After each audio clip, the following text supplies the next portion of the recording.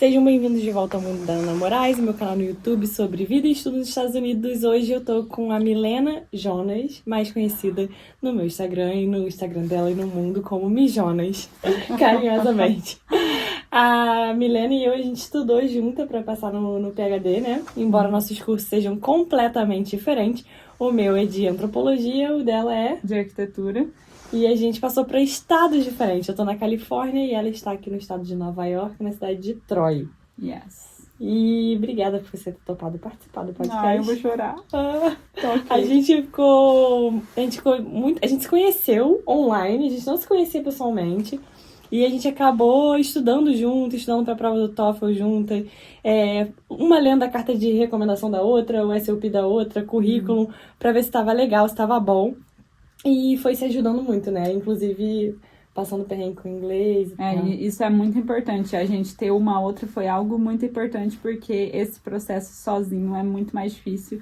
Então, a gente sempre pedia conselho, se ajudava. A hora que uma surtava, a outra ajudava. Porque é uma coisa que em dois é muito, muito melhor, né? Porque os nossos amigos da vida real, assim, não entende. E a gente também não, pelo menos a Nana também, a gente não compartilhou muito com outras pessoas que tava fazendo o processo. Que tava durante o processo. Então é muito, muito importante ter alguém assim. E a Nana foi essa pessoa pra mim e eu essa pessoa pra ela. Então foi muito bom e é muito especial a gente estar aqui hoje, nesse lugar, depois de 1 ano e meio, que agora a nossa vida está se organizando, está fazendo isso que é muito importante, muito legal. A gente vai falar um pouquinho sobre isso, de como foi difícil o primeiro ano, porque a gente tá aqui há 1 ano e meio, 1 ano e 3, 4 meses, mais ou menos. Eu cheguei em agosto de 2022, você em setembro. Em setembro.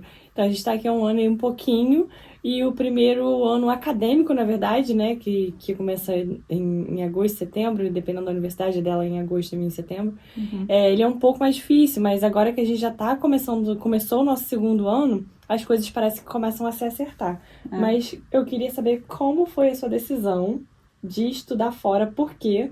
Você fala a sua formação acadêmica, se quiser falar o nome da sua universidade, a sua idade, né, que é bem importante essa parte, bem importante, que ela saiu da graduação direto pro PhD, e por que você escolheu aqui, como é que é a universidade? Conta pra gente.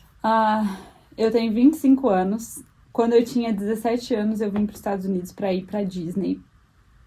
Eu ganhei uma oportunidade bem legal, que eu tinha no colégio que eu estudava, quem tivesse as melhores notas, a gente ganhou uma oportunidade mais em conta para vir para cá, para passear, com foco mais na Disney, assim, e tinha um curso de inglês também por 1 mês na Flórida, e eu fui para lá, e eu me apaixonei pelo lugar, e pelo país em si, eu falei, eu quero voltar, e fiquei com aquilo na cabeça, quero voltar. Mas não tinha um plano, né, direcionado? Não, eu tava, no segundo pro terceiro ano do ensino médio. Saí do ensino médio, eu tive que fazer 1 ano de cursinho, porque eu fiz arquitetura e urbanismo na UEM, que é a Universidade Estadual de Maringá, e o processo lá é um pouco mais difícil, por ser uma universidade pública. Eu acabei fazendo 1 ano de cursinho para entrar na faculdade. Aí, fiz a faculdade, no meio veio a pandemia. Durante a pandemia, a gente teve um break nas aulas, a gente ficou um tempo sem aula. Você tava qual período da faculdade quando começou a pandemia? No 3º ano da faculdade. E aí a gente ficou 6, 7 meses parado, sem nada. Sem aula nem online? Nem online, porque ainda eles estavam naquela fase assim, como vai ser? Vai precisar... Ainda não tinha entendido que precisaria passar para aula online, então a gente estava sem nada. Eles achavam que a gente ia voltar para a faculdade em si, até que viram que já passou muito tempo e começar uma aula online. Mas teve esse gap ali no meio. Então você meio que perdeu um semestre, assim, um semestre. Não teve aula, não teve nada. Tanto que no final era pra eu me formar em dezembro, normal. A gente foi se formar só quase em junho do outro ano por causa desse gap. Mas que no final me ajudou. Mas seguindo uma cronologia ali, a gente... No 3º ano veio a pandemia e aí eu falei assim, agora é a hora de eu tirar da gaveta aquele sonho de ir para os Estados Unidos. Vou começar a procurar oportunidades, porque eu tô sem nada para fazer, a gente trancada em casa. Comecei a consumir todos os vídeos e coisas gratuitas que tinha na internet de todas as pessoas que falam sobre isso. De como estudar fora, mas de fazer pós. Você já tava focada em fazer pós. Em pós, porque já não... eu já tava muito perto de terminar a faculdade ali, mais 1 ano e pouco eu terminava. e eu não tinha o interesse de prolongar a minha faculdade. E na época não dava nem pra entrar nos Estados Unidos, né? Porque Não. Mesmo já tendo passado aquela fase crítica da pandemia, ainda tava fechado fronteira nos Estados Unidos. Sem chance. E eu já sabia que eu queria ser professora no futuro, porque a minha mãe, ela era professora, então eu sempre fui aquela aluna da sala que gostava de ensinar, que fazia os resumos e passava pra todo mundo. Sim. Eu sempre gostei muito disso e as pessoas sempre falavam pra mim que entendia quando eu explicava, e pra mim era um sentimento que eu falava, quero ser professora, apesar de nunca... Eu tive experiência como auxiliar de professor na faculdade do curso de acústica, que inclusive é o que eu faço hoje, eu vou chegar lá. Então, foi a única experiência que eu tive com isso, apesar de não ter tanta experiência, eu já tinha certeza que era isso que eu queria. Então, eu falei, vou procurar uma pós. Mas nunca pensei no PhD, né? Eu pensava, num mestrado, num curso especializante, talvez, alguma coisa assim. A gente pensa que o PhD é uma coisa que você não vai conseguir alcançar. A gente também se sabota muito, acha que também não é tão suficiente pro curso, então não é o que a gente pensa no primeiro momento. Até hoje, na verdade, a gente tem que cuidar pra não ter esses pensamentos sabotadores, mas, enfim, isso dá um outro podcast só sobre isso. E aí, comecei a procurar e consumir todo o conteúdo que eu achava pela minha frente. E mais no futuro a gente se conheceu um pouco mais à frente nesse processo. E a gente, quando eu comecei mesmo de fato a fazer os documentos, foi quando eu conheci a Nana e de fato fazer o processo.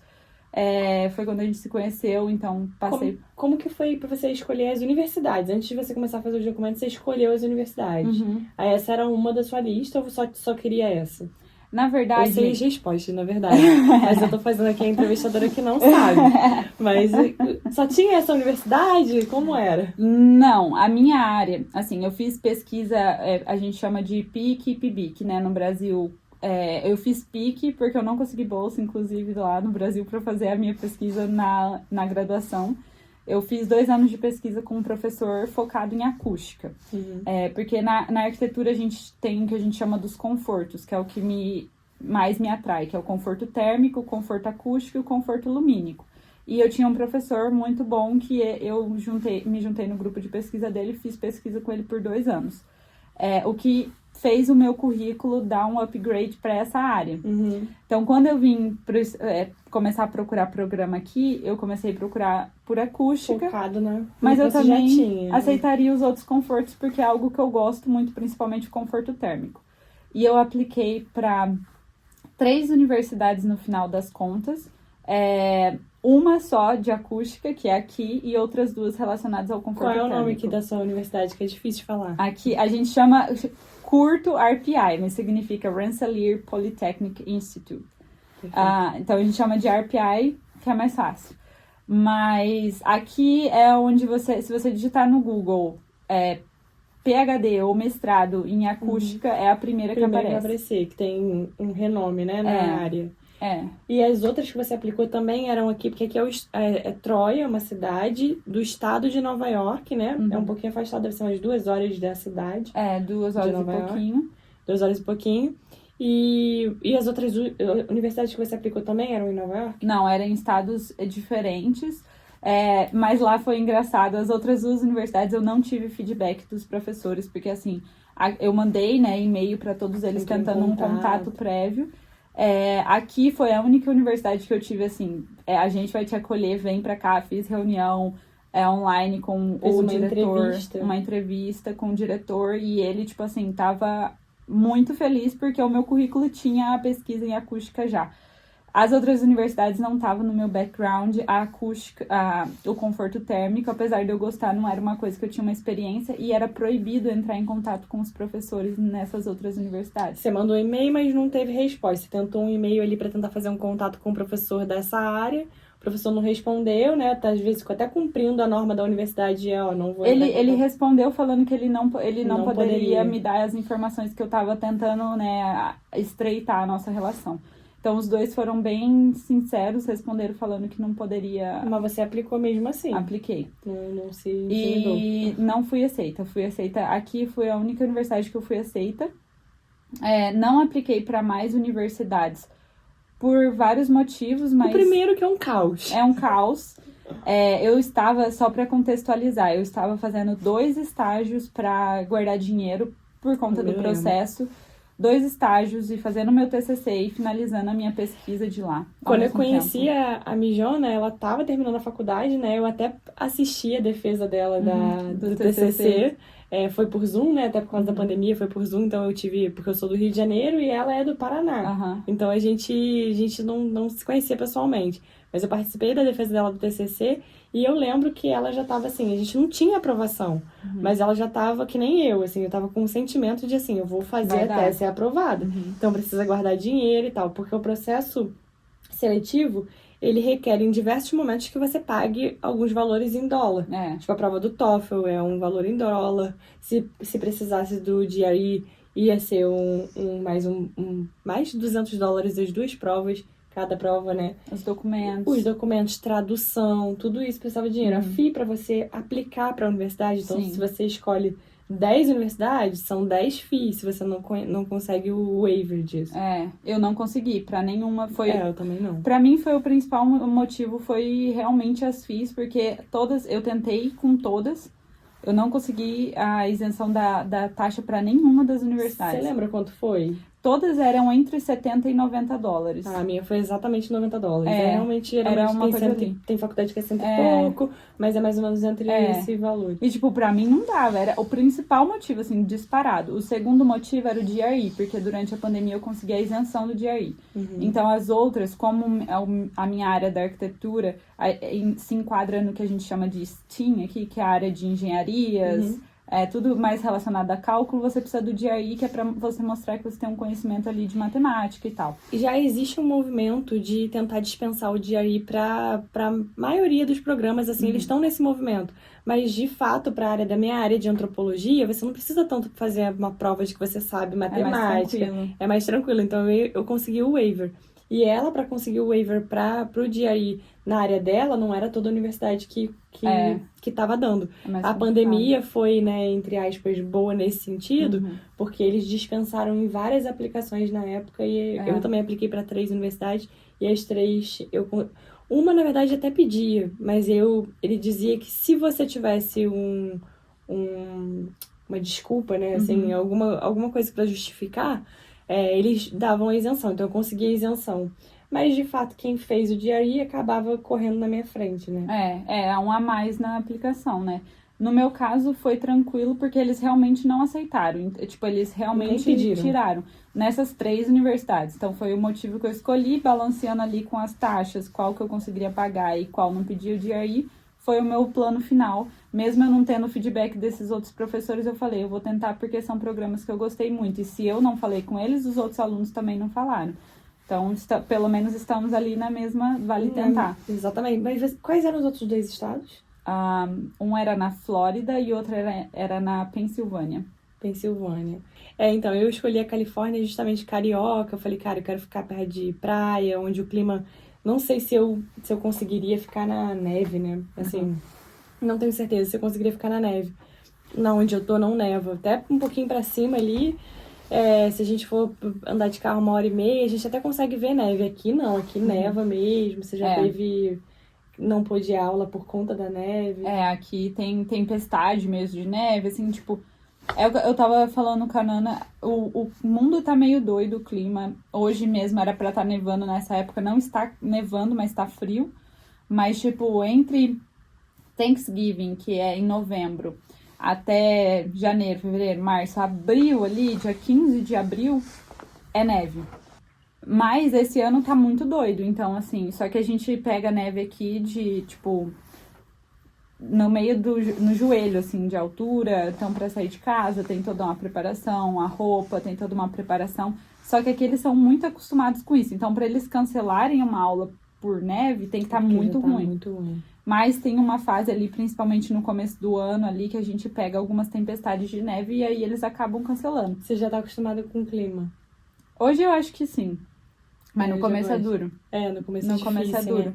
É porque no Paraná, eu não sei como é a temperatura lá no Paraná, mas faz frio, mas não é o frio daqui, né? É que eu moro no norte, então é um pouquinho... Eu sou de Mandaguari, perto de Maringá ali, Londrina, que são cidades maiores próximas. Mas é mais frio do que no Rio, mas não é tipo Rio Grande do Sul, que às vezes Chega a cair um pouquinho de gelo. Não tem comparação. Tipo, aqui no Natal do ano passado a gente pegou menos 25 graus. Nossa. Então, tipo... Só pra vocês saberem, hoje é sexta-feira e esse final de semana é Natal. Hoje é dia 22. 22. Hoje é 22 de dezembro, então a gente tá na véspera do Natal.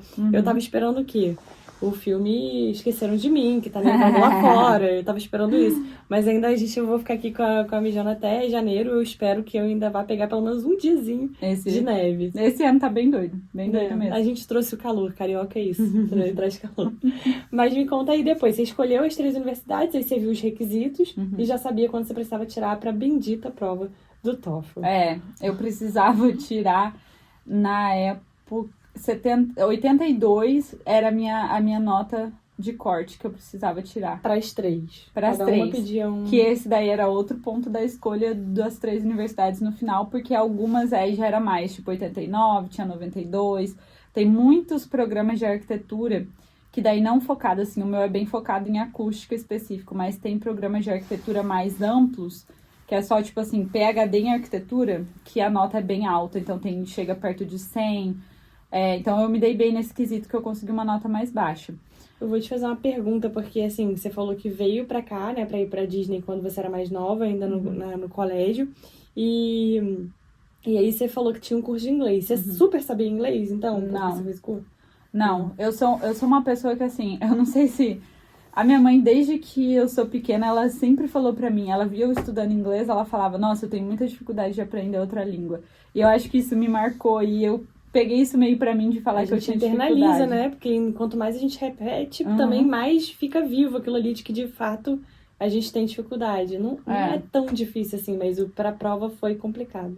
E aí, tipo, eu fiz esse curso de inglês de 1 mês, quando eu tinha 17 anos, só que era só com brasileiros. Então, tipo assim, a gente falava português o tempo todo e era tudo gente... A gente era Flórida é basicamente um pedaço do Brasil. E a gente era criança, a gente queria... Criança não, né? Adolescente queria...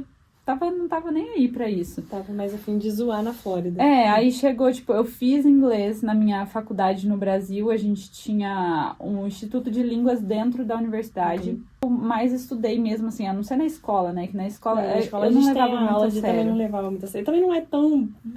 Mesmo sua escola sendo muito boa, é 1 hora por semana. Não é suficiente. Não é suficiente. E, tipo assim, você só vai pegar aquilo mesmo e internalizar quando a água bate na bunda, sabe? Então, tipo, lá eu não tinha essa necessidade. Aí, a hora que concretizou isso, você tem que fazer a prova do TOEFL. E você tem que tirar 82. Que a prova vai de 0 a 120, mas você tem 82 ali é alto. É alto. É mais da metade da prova, né? Então... Não é tão simples. Claro, né? Tem os crânios que tiram bastante... Quem tem bastante facilidade com inglês é uma coisa mais tranquila. Mas eu não me considero uma pessoa com facilidade no inglês. Mas eu vou te dizer assim, mesmo quem tem facilidade de inglês, a prova ela tem um cronômetro, né? Pra você responder e pra você ler o texto e responder as perguntas. Então... Até quem tem facilidade de inglês, se você não pensar rápido, você perde tempo. Você tem que saber administrar bem. O TOEFL é bastante você aprender a técnica da prova do que é o inglês em si. Mas aí até quando eu decidi que eu ia fazer o TOEFL, eu larguei esse meu curso. Eu tava 1 ano pra me formar, que tem uma formatura e tal. Ali são 3 anos de curso, se eu não me engano.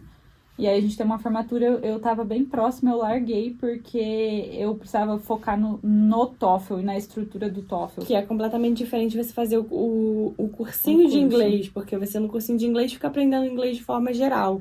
E no TOEFL você tem que aprender a responder as perguntas da prova. Então é óbvio que o inglês, você tem uma base de inglês ajuda, mas você tem que juntar isso com a técnica. E aí você fez algum curso voltado pro TOEFL? Eu fiz um curso, o mesmo online, que você fez. A gente fez o mesmo. Mas a gente fez um curso bom. Foi bom, mas eu acho que a melhor coisa, assim, foi os modelos que a gente mesmo construiu. Porque o curso, ele dava uns modelos pra gente ter como base, mas a gente acabou construindo o nosso próprio modelo que deixava a gente mais confortável para fazer a redação, para responder as perguntas do speaking. A gente acabou construindo um modelo nosso. Eu até usei, eu tinha um modelo de redação, aí você me passou o seu modelo e eu fiz um Frankenstein ali. Eu juntei o meu modelo com o seu. E deu bom. Deu bom. Minha redação acho que foi a nota mais alta das 4 sessões do TOEFL, acho que foi a redação. Eu já nem lembro a minha, porque eu tenho uma coisa, quando eu passo, pra mim o TOEFL, se você ver a minha foto de quando eu fui fazer, eles tiram uma fotinha. Nossa, eu trouxe.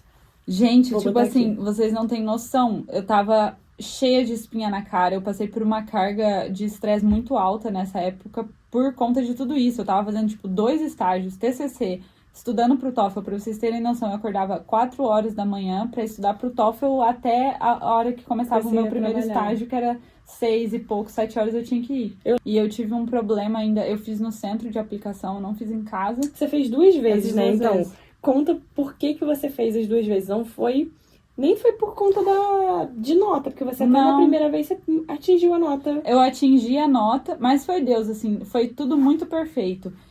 Eu fui fazer a primeira vez e deu um problema no computador. A tela do computador começou a piscar de mau contato ali dos cabos e tal. Só que a gente não tinha acesso, nem podia mexer na máquina deles. Você então, chamou o fiscal? Chamei o fiscal, ele tentou arrumar ali, só que nisso são alguns minutos, mas isso, um minuto vale precioso. Ouro. Então, você tava no reading ainda? Eu tava...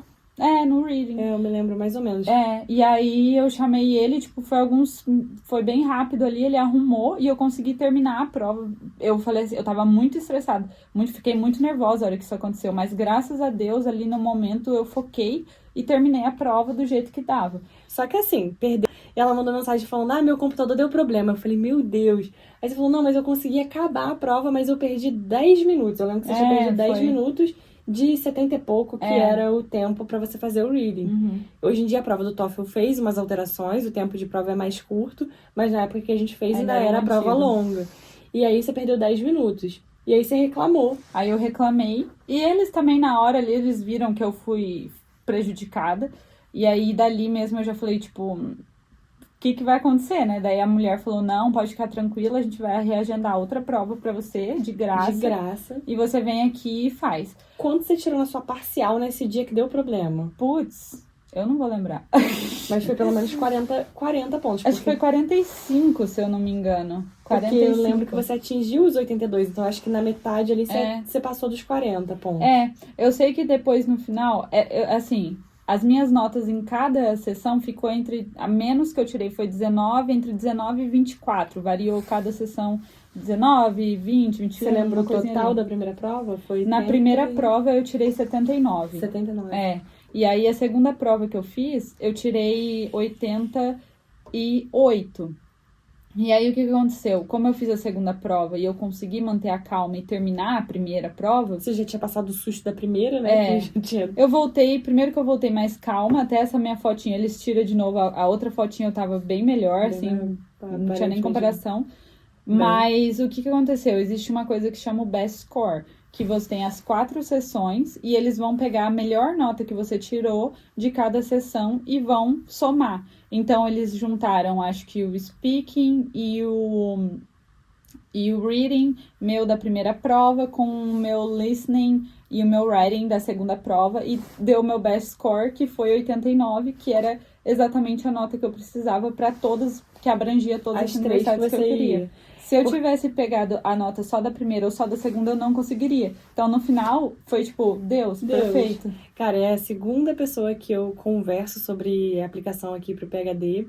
E é a mesma coisa, assim, é óbvio que tem o esforço, tem a quantidade de horas que você estuda, o quanto de foco você coloca, mas tem uma coisa muito energética, espiritual aí, depende da religião de cada um, mas uma coisa de Deus mesmo. Porque tudo foi no tempo muito certo, assim, né? Tipo, a gente ter procurado na pandemia, a gente ter tido esse tempo de, não, eu vou abrir meus horizontes. A prova do TOEFL eu também fiz 2 vezes. E a segunda, eu fiz no mesmo lugar também. Você fez no mesmo lugar a primeira e a segunda. A segunda vez, eu já conhecia os rapazes ali, eu já sabia que eles já eram tranquilos. Já conhecia o local também, então eu já sabia se tinha barulho, se não tinha barulho, se dava pra trocar de lugar pra eu sentar num lugar mais calmo. Você vai um pouco mais tranquilo pra segunda prova. E eu tive que pagar a segunda, né? Porque o meu não deu problema nenhum. O meu problema fui eu mesmo que não tirei. Fui a peça. O problema fui eu que não tirei a nota que eu precisava, porque eu estava em pânico, quase desmaiando. Aí, na segunda vez, eu fui e falei, cara, agora eu tenho que passar, fui mais tranquilo. Tipo, quando você paga 2 vezes também, você já tem um ânimo ali do... Vai mais tranquila, filha, porque senão vai ter que pagar a terceira vez. Então, eu já fui mais tranquila. E você teve essa junção aí que você não precisou pagar. E é isso, você tirou uma nota para cada sessão, na primeira prova. A segunda prova, ela tirou também uma nota para cada sessão. E tem as universidades que aceitam o My Best Score, que você pega as melhores notas de cada sessão e consegue somar a final. A sua final foi quanto? 89. 89. 89 já você pedia 82, né? Aqui. Aí as outras pediam mais. Daí eu consegui abranger todas. Entendi. Aí você conseguiu fazer a aplicação pra todas. Às vezes eu tô dando uma chutada, viu? Porque a minha cabeça... Foi tão traumático pra mim que tem coisas que eu apago. Então, tipo, eu não lembro exatamente a nota de cada sessão mais. Não, eu também não lembro. Eu tô falando, assim, uma ideia. Lembro que eu fui muito bem em cada prova. Teve uma sessão que eu tirei 24 em uma e 24 na outra, que foi a minha maior nota. Mas eu não lembro exatamente. Será que foi o writing? Porque aí a gente já dá nosso modelo aqui de writing pra vocês. Mas dá pra gente checar e botar no vídeo. Porque a gente tem essa informação guardada. Eu tenho, a gente não tem aqui, mas eu tenho ela também guardada em casa. Eu trouxe, inclusive, pra cá. Já passou tanta coisa de lá até aqui que seria impossível. O TOEFL, inclusive, depois que você vem pra cá, o TOEFL vira uma parte tranquila da sua vida. Vira um papel na gaveta. Enfim, aí passou, a primeira coisa que você fez foi escolher as universidades, depois você fez a prova do TOEFL, você já sabia qual nota você precisava tirar, e aí depois começou a preparar seus documentos. Fazer as traduções. Eu vim com meu marido também, então a gente casou, a gente fez a tradução da nossa certidão de casamento, a tradução de todos os documentos que precisa. Você já fez isso antes de passar? Você já começou a fazer isso? O que eu já tinha, eu comecei fazendo aos pouquinhos. Nossa, ela tava com fé. Não, o casamento em si foi depois, que foi aprovada, mas só dentro da lista de coisas que eu traduzi, né? O casamento foi uma delas. Mas eu fui fazendo aos pouquinhos e... foi as traduções e aí... Tradução do histórico e do diploma. Da graduação. Você só tinha graduação, você não tinha Na verdade, quando eu mandei pra cá a primeira vez, eu mandei uma prévia falando que eu iria me formar, porque eu ainda não tinha me formado na graduação. Você tinha que ver se aceitava a declaração, né? Foi uma declaração do meu departamento, porque eu tinha que mandar... A minha deadline pra aplicar aqui era 25 de dezembro. Então, eu ia me formar só no outro ano. Deadline de Natal. Eu ia me formar só no outro ano. Inclusive, eu recebi a minha carta de aceite dia 2 de janeiro. Tipo assim... Cara, eu lembro disso, assim, porque a gente aplicou... Minha deadline era 30 de novembro. A dela foi 25 de dezembro. Então, eu apliquei em novembro. Em dezembro, eu fiquei super ansiosa. Falando, será que vai sair antes e tal?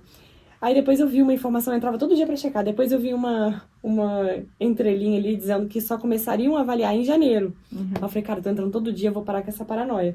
Dia 2 de janeiro ela me liga pra me avisar que tinha passado. Aí eu falei, meu Deus. O seu foi bem depois. O meu foi 20 e pouco de janeiro. E aí eu comecei a falar, cara, eles analisam muito rápido, que a gente começa a comparar, né? Eu falo, eles analisam muito rápido e eu não passei. Comecei a pensar, não fui reprovada, provavelmente. Mas o meu, depois que eu cheguei aqui, eu entendi porque foi tão rápido, porque o meu programa é pequeno e quem analisa as aplicações dos alunos é o próprio diretor do programa. Não, tipo, a universidade analisa... Tem um comitê enorme. Não, a universidade aqui, né? Tipo, no meu caso, a universidade analisa os documentos, traduções, coisas burocráticas, para saber se você tem cumpriu os requisitos. O professor vai analisar o meu currículo, vai analisar o mérito. As minhas cartas, o que eu tô, né, falando ali na minha SUP, enfim. E ele vai fazer a revisão disso. Como o meu programa é pequeno, ele ali, tipo assim, ele já me conhecia, ele já tinha visto o meu currículo, ele já tinha falado comigo por vídeo. Ele já sabia que você tinha o background com pesquisa na área que ele precisava. Pra mim, quando ele falou comigo, ele já sabia se ele ia me aprovar ou não. Ele só tava esperando receber todas as aplicações. A sua entrevista foi com o diretor do programa? Foi, com o diretor. Não foi com o seu orientador? Não. Mas você entrou em contato com o seu orientador por e-mail? Eu entrei em contato com o diretor do programa, porque até então eu achava que ele ia ser o meu orientador. A gente nunca falou assim, oi, você quer ser meu orientador? Não, nunca teve essa coisa explícita. Mas como ele é o contato, e-mail de contato lá no site. Se você entra na minha universidade, ele é o e-mail de contato, ele é a cara do programa, porque ele é o diretor. Você foi nele? Eu fui nele. Quantas pessoas foram aprovadas para o seu programa? O meu programa costumava ter em torno de 10 alunos por ano. Mas no meu ano, porque a gente ainda tá se reerguendo da pandemia aqui, a minha faculdade em si, no meu ano foram aprovados 3 alunos. 3 alunos. Esse ano já foi mais, já foi 4 alunos. Já teve. O meu foi o contrário. O meu aprovaram 8 alunos para o ano que eu entrei, né? Eu e mais 7. E agora aprovaram 4 pessoas. Meu contrário, diminuiu. O nosso tá assim, tá se reerguendo. Porque, como eu falei, não é um programa muito grande. A gente tem, na verdade, o nome do meu programa é Architectural Science. O meu diploma é de Architectural Science. E dentro do Architectural Science, a gente tem o Lighting, que é o conforto lumínico, que eu falei antes. A gente tem a Architectural Acoustics, que é o conforto acústico. E a gente tem uma parte de desenvolvimento de materiais, novos materiais para arquitetura. Então, aí você foi aprovada, você fez o seu pacote de documentos, aplicou com a declaração, né? Porque ainda não tinha diploma, mas você precisava ter o diploma quando começasse o curso de PhD, você já precisava ter o diploma na mão. Depois que eu fui aprovada, libera um site da faculdade que a gente tem que colocar, até os que a gente já tinha mandado os documentos, a gente tem que mandar de novo. Eu também. E fazer o upload lá. E aí lá eu mandei o final, lá daí eu já tinha casado, aí lá eu coloquei a certidão de casamento, todas essas coisas depois. Documentos que precisa para você poder emitir o seu DS, né, para você poder vir. Daí depois as vacinas, essas coisas que é mais pós-aceite. Uma pergunta que eu acho que é importante, talvez. Você formou numa universidade estadual. O diploma saiu rápido, porque você formou... Sim. Eu lembro que seu TCC foi em dezembro também, não foi? O meu TCC foi foi no começo do ano, foi março. Foi no início, foi depois de você ser aprovado, inclusive. Foi. Eu já sabia, eu já tinha certeza que eu ia vir pra cá já, quando eu apresentei meu TCC. E aí você, depois que apresentou o TCC, como que deu entrada pra pedir o diploma? E ele demorou pra sair? Por incrível que pareça, foi até que rápido. Você pediu urgência? Eu poderia ter pedido urgência, mas eu nem precisei pedir. Eles seguiram certinho o prazo que tinha. E aí deu certinho. Eu já mandei pra... E na verdade eu peguei meu diploma antes de casar. Porque eu acabei casando só em junho, que era quando... No cartório tinha uma regra, eu não vou lembrar direito, mas depois que você dá a entrada, só depois de um certo período que você consegue casar. 120 dias.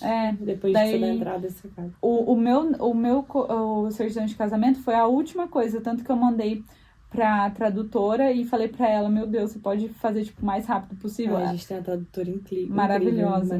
Ela traduziu no domingo e me mandou, tipo, eu casei na sexta, no domingo eu já tava no site da faculdade. E ela é da cidade que eu morava, então eu fui e peguei em mãos os documentos com ela, mas pra quem não é da cidade, ela mandou pelo correio. Isso é super comum.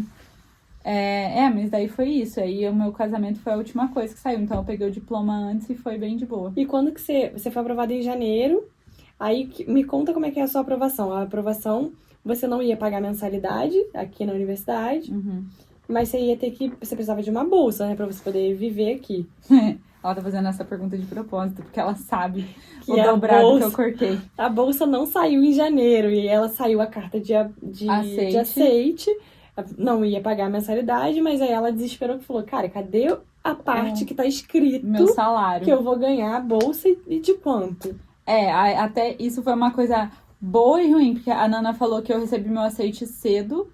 Ela recebeu um pouquinho depois, em janeiro, só que ela recebeu tudo de uma vez, falando tudo. O meu não, eles me aceitaram. E eles não mandavam nada do bendito do meu salário. Sem, tipo, isso não tinha como vir pra cá. Não tem como você vir no escuro sem ter certeza. Aí eu enchi o saco, mandei um monte de e-mail, gente, cadê? Não tá chegando. E depois eu fui receber em maio. Nossa! Maio. Tipo assim... No final de maio ainda. E em junho eu já tava casando. Só que nisso, eu tava surtando. Você já tava fazendo o upload dos documentos mesmo ainda sem o dinheiro. Eles já abriam... Porque foi aceito, abre lá. Abre a plataforma pra gente começar. Tá. E porque eles mandam a carta de aceite e perguntam se a gente vai cursar. Eu falei que eu ia. Na loucura, mas eu falei porque eu, tava com fé. E, tipo assim, o diretor do programa falava pra eu esperar que eu ia receber, mas não tava recebendo nada. Então eu fui acreditando e fui fazendo todo o processo. Foi tendo fé. Nisso eu já tava vendendo todos os meus móveis, eu já tinha desfeito meu apartamento e Você morava onde? eu morava em Maringá pra estudar, mas a minha família era de Mandaguari, que é do lado. Aí você vendeu tudo e foi pra Mandaguari. Fui pra Mandaguari, na loucura, vendemos o carro. Quando a gente vendeu o carro, já tinha saído mais certeza, a bolsa. né, da Já- bolsa. Aí, num belo dia, eu recebi a bolsa. Daí eu aceitei, aí deu tudo certo. Mas até lá foi, tipo... Então, bem assim, difícil. você aplicou, botou seus documentos no site até maio, junho, porque você casou em junho, né? Fez a tradução.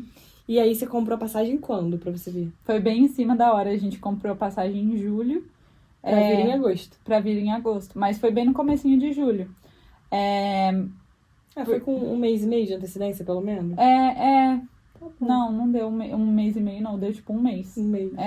Só que eu tava... Porque daria pra eu comprar com um mês e meio antes, porque como eu recebi em maio, eu já sabia que eu ia vir. Só que o preço tava Muito numa caro. alta É porque é uma época de férias dos Estados Unidos. E assim, e o Brasil também é de férias dos alunos, né, de colégio, e aí todo mundo tá vindo pros Estados Unidos pra passar férias e tal, então o preço da passagem vai lá em cima. E aí eu confiei que ia diminuir em julho, porque daí quem quer comprar em julho pra vir em agosto? E aí eu fui esperando, e aí eu descobri que o cartão da minha mãe dava um desconto ali pela Azul e tal, e comprei mais em cima da hora. Você veio direto pra cá? Pra Nova York?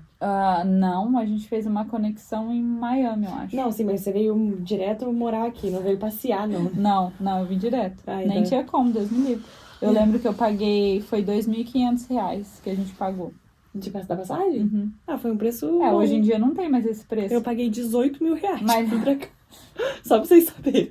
Mas nessa época, 2.500 ainda, se você... Dava ainda pra achar mais barato se fosse mais programado. Se fosse mais antecedente. Hoje em dia esse preço não tem mais. Não existe mais pra você Mas voltar. na época ainda não era mais barato não, assim. Mas ainda dava pra melhorar. Mas era o que tinha, a gente comprou, tinha vendido todos os móveis, todas as coisas. Aí o dinheiro que você fez da venda... Porque assim, quando vocês se mudam, é óbvio, você pode trazer um bando de mala. Mas você não vai trazer garfo, você não vai trazer faca, você não vai trazer copo, você não vai trazer panela. Você vai trazer suas roupas... E olha lá, ainda. E olha lá, porque não dá nada. tudo. Você vendeu roupa, né? Eu vendi roupa Eu também. vendi, eu doei, eu dei, eu fiz de Eu fiz tudo. um bando de coisa também. Fiz a casa toda, bota fora. E aí você traz o essencial pra você viver, né? Medicamentos, sapatos, roupa e alguns itens que talvez seja relevante, assim, de forma afetiva. A gente veio com uma mala de 23 quilos, a menor, né, de 10, Cada 15 um, quilos. né? Ah, tá. E uma mochila. E a A menorzinha. menorzinha E uma mochila. uma mochila. Tá igual a gente também. Veio com 2 malas grandes, 2 de mão e a uma mochilinha. E Que aí, já é difícil de carregar, viu? Porque no metrô de Nova York foi bem complicado. e eu com as 2 malas de mão e Uma a minha cachorra. A gente fazia acampamento nos aeroportos com as malinhas de mão, fazia ali a nossa barreirinha pra poder descansar com o meu cachorro. Deus. O meu marido até hoje, ele não pode andar no metrô de Nova York, porque a gente realmente pegou trauma de andar com aquele monte de mala de madrugada. E no sobe metrô. escada, desce escada com 23 E quilos. ainda como era de madrugada, as escadas rolantes estavam todas desligadas. Putz. Então, tipo, elas não funcionavam. E é pequenininha, estreitinha, né? É. Mas enfim, você conseguiu chegar aqui e agora que você já tá... Quando você chegou, os perrengues foram...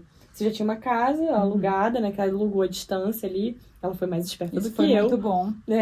A gente Chegou não já tinha com nada, casa. mas a gente tinha a casa pelo menos. Tinha um colchão. Que já tinha Um recebido o colchão e foi isso. E aí veio morar, começou a comprar as coisinhas da casa, Depois, se ela deixar, eu vou fazer um vídeo da casa dela, que é uma gracinha, arquiteta também, né? A casa alugada, mas você consegue fazer uma decoração bem bonitinha. A casa dela é uma graça. E aí você foi comprando as coisas, comprando talher, comprando pratos, coisas essenciais ali. Mas depois de um ano ainda falta coisa? Nó. Mas é aquela coisa, a gente tenta, tipo assim, mesmo que a gente vai ficar aqui, a gente não sabe, é muito incerto, tipo, quando você chega aqui, são muitas oportunidades. É muita coisa que você pode fazer depois que você sair da faculdade, muita opção. Então a gente, no fundo, a gente não sabe. Todo mundo pergunta, vai voltar, vai ficar, vai fazer isso, vai fazer aquilo. No final das contas, eu ainda não consigo saber. Então, tipo, ao mesmo tempo que a gente comprou todas as coisas, a gente tem coisa que a gente fala, e se a gente for embora? E se a gente fizer isso? E se a gente fizer aquilo? Então, a gente fica ali no que precisa, né? No essencial.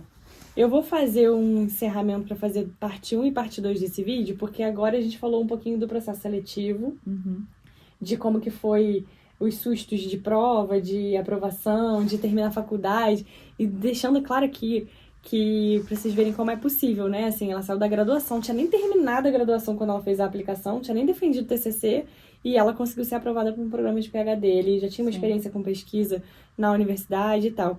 Mas agora eu vou fazer umas perguntas para ela sobre como que foi o primeiro ano de disciplina, como é que foi a universidade. Então, assim, não fiquem aí aguardando o próximo vídeo. Curte, comenta, compartilha e divulga para todas as pessoas que vocês acham que esse vídeo é importante. Quem é da área de arquitetura, mas quem quer passar para qualquer universidade, porque a parte 2 vai vir super interessante falando sobre como é o programa de PhD.